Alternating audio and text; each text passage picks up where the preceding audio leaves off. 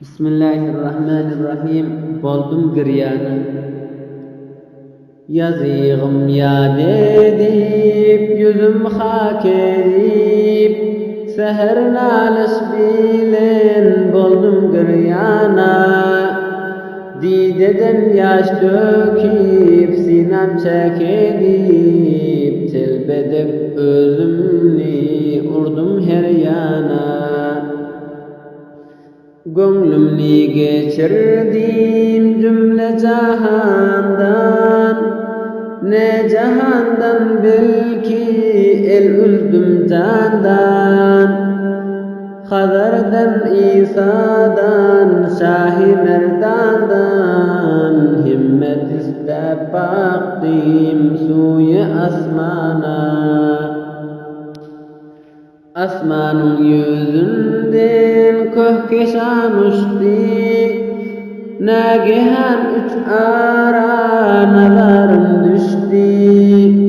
İki yaşıl giymiş bir sefit bukuştu, gözüm gördü dinim gelmez fermana.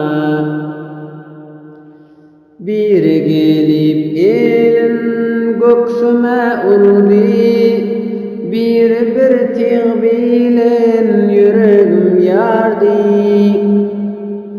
Ağzıma ağzım koyup bir dem urdu, dirler ardın digil Şah-ı Merdana. Bular biledik dilim açıldı, kana kana mi muhabbet içildi.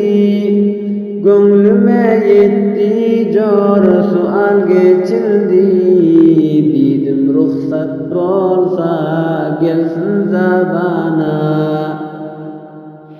İki uzun erdir bir kısma kattir, dediler hoş vaktir yaxşı fursattir.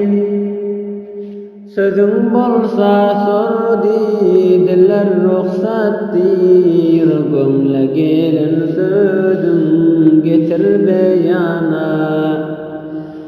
Dedim gökten ağır yerden mert nedir, deryadan bay nedir, taştan sakt nedir.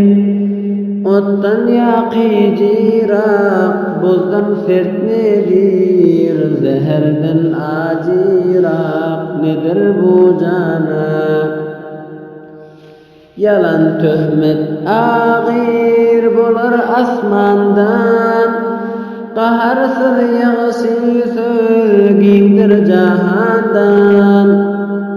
Munafiqin gönlü sahtır sen sattan, ehli qani'a menzer behri ummana.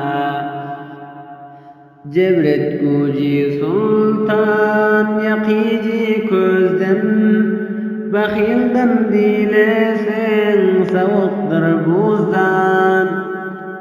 Fakira cebretmek aciz herden, öğüttür bu sözler bizden nişana. Bolar beyledi geç yerimden turdum, yuvup elimi eteğine urdum. Mest boldum, sust boldum, aklım yetirdim, kepkelam tapmadım, kaldım hayrana.